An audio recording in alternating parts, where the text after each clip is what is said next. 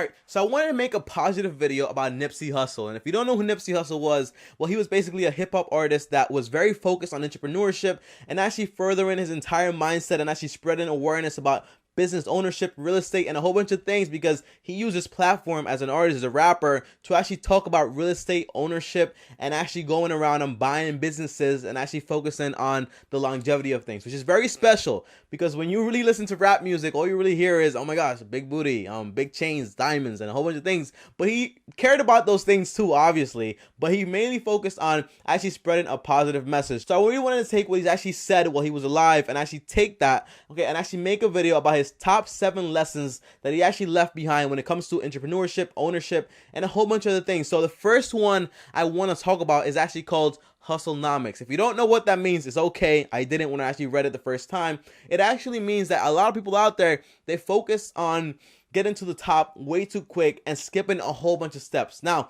he said that when he was at the bottom and he rises to the top, right, step by step, he learned a lot of various things that help him while he was at the top. It means that when a lot of people are just focused on getting to the top way too quick, they skip a lot of valuable steps that are going to help them in the long term. That's why you see people, well, not people, that's why you see places and businesses like Starbucks, they focus on getting baristas, right, to become like the entire like general like tri-area like managers and stuff like that, which is very important. And that's why you see they have such a good business model, because every single person that you see in a place of power actually started from the bottom, and that's very good, and that's not crazy at all. It's a very good concept of business. So don't be too focused on skipping all the steps. Focus on getting to the top while working where you are right now and actually like moving forward ever so slowly, but progressively and smartly. That does not mean, and I think smartly isn't a word, but listen to this, right? This does not mean spend 40 years in a desk job hoping that you can become the manager. Some jobs, like, they just don't deserve your time, and you will be stuck there for such a long time that it's actually not worth it,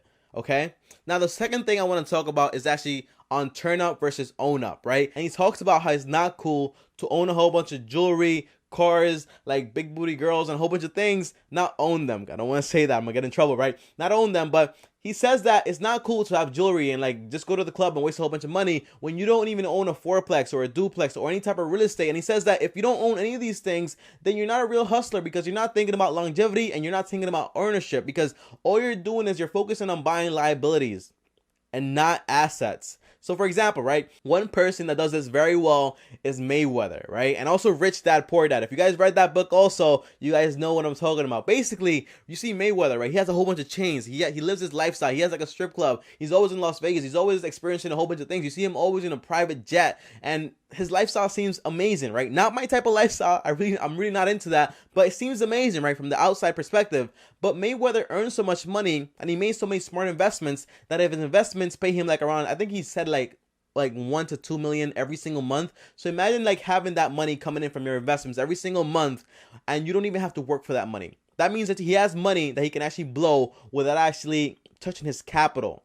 You know what I'm saying? So he can spend money without really spending his core money. So he's completely safe because he made good investments. Now, the third thing I want to talk about is about entrepreneurship. He says this, right? And I want to read the exact quote. He says, the new mindset is that we don't want advances, we want equity. We don't want one-off endorsements, we want ownership. Now, what this means is that I see a whole bunch of artists, right? A whole bunch of people on YouTube, and they talk about, Tommy, you're going to see when and like, for example, like Mr. Beast, right? Mr. Beast is a very good YouTuber, and he does things very well. But for example, he has endorsements and like advertisers and a whole bunch of brands out there that actually give him a ton of money just to talk about them. Like he did one with Honey, he did one with Apex. But imagine if Mr. Beast didn't take a $100,000 check. Instead, he took 1% equity or 10% equity of the company. That means that he has ownership. That means that, to put this into perspective, right? Imagine if Facebook offered you, right, when they were first starting off, if they offered you $10,000 to actually share the entire platform so they get more users and you get $10,000, right?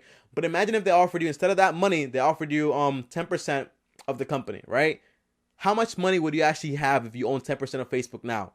It would be insane. You would be like a billionaire, like literally. So it's all about equity and ownership rather than just getting like one-off like deals and like just getting money and just getting paid, because it's all like good, but it's not really like concrete and it has nothing to do with longevity. Now, the fourth thing I want to talk about is about black capital. What it means by this is that like companies and a whole bunch of other people. Okay, what he means by this is that people form businesses and companies and like conglomerate companies that actually are formed around the black culture, like example, like music and the music industry, right? And they make a whole bunch of things around the black culture and they basically exploit it and they make a lot of money from it. But the black people themselves, the talent themselves, don't really have any ownership in them unless they're very smart, like Chance the Rapper, Nipsey Hussle. And by the way, if you stream any of Nipsey's music, right, 100% of the proceeds go directly to him and his family because he owns everything that had to do with his music. A lot of rappers, they own like maybe 30%, 50%, and they have like terrible deals. So you don't want to, if you put yourself in that position, you don't want to be in that position. So make sure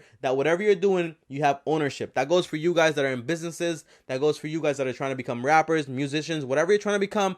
Focus on ownership. Now, the fifth lesson that Nipsey actually left behind, and it's actually one of my favorites, is on breaking the chains. And he talks about how, for example, a lot of people look down on Jay-Z and they say like, oh my gosh, he's such a big, I don't think anybody actually looks down on Jay-Z, but I think he was making an example on haters and stuff like that. But a lot of people might say like, oh my gosh, like Jay-Z is a great person. But the reason that Jay-Z is so great is because he owns everything, from the production to the consumption. So for example, if you own a business, right? And say for example, you own like a food market, right? If you sell meats, right? If you sell a lot of meat in your store or whatever, imagine how much more money you would make if you own the cows and the entire distribution and the entire distribution like line that you actually have all the way from the production of it to the consumption of it. So you're selling it, you're also producing it, and you're also delivering it to a whole bunch of other people. Imagine how much more money you would actually make. Okay, so what he actually means by this is a lot of people just focus on the end deal, right? Which is making a little bit more money now, but they don't focus on building up the entire supply chain and actually owning the entire thing to actually make more money. And that's actually a very great idea. Imagine if I own YouTube, right? And I just wasn't a creator here. Imagine how much more money I would make. It would be crazy, obviously, but it would be actually a very good thing. So imagine if I would go and buy stocks in Apple and actually own like, well, not Apple, in Google, and actually own like around 10% of the entire Google company.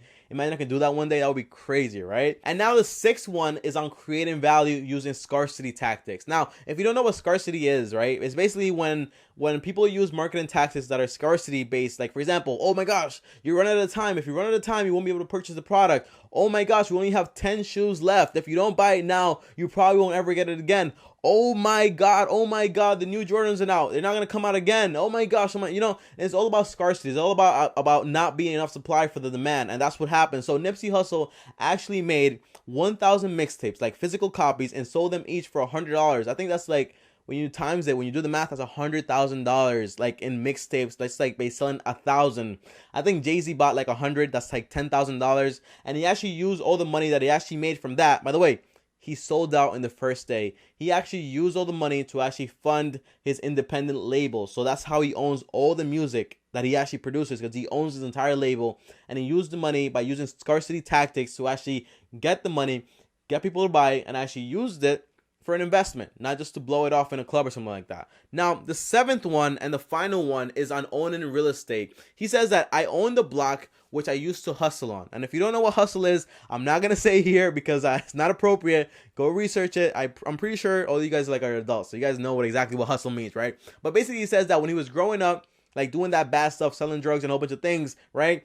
He was on this block, right? And when he got money and when he like actually became like an artist and like this famous person, guess what he did? He bought the entire thing. He bought the entire block, the entire store lot, and he actually owns it up to now. And he actually sells a whole bunch of things there before he actually passed away right then and there, which is very crazy. And guys, I just want to say this, right? For example, I know that Nipsey probably read a lot of books. I know I read a lot of books, and I know a lot of people out there don't have mentors. So for me, for example, right?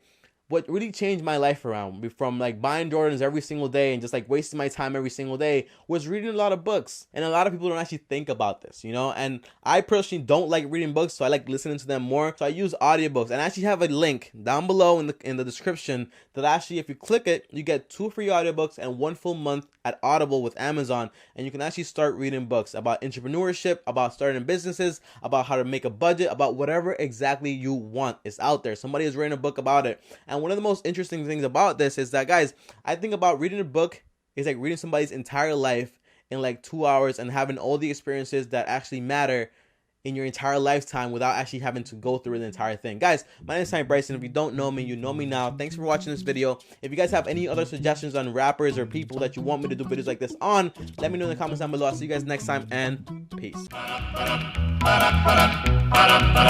You've got to start at the bottom if you're ever gonna reach the top. You've gotta watch all the seeds you sow. Don't let them go to pot. You got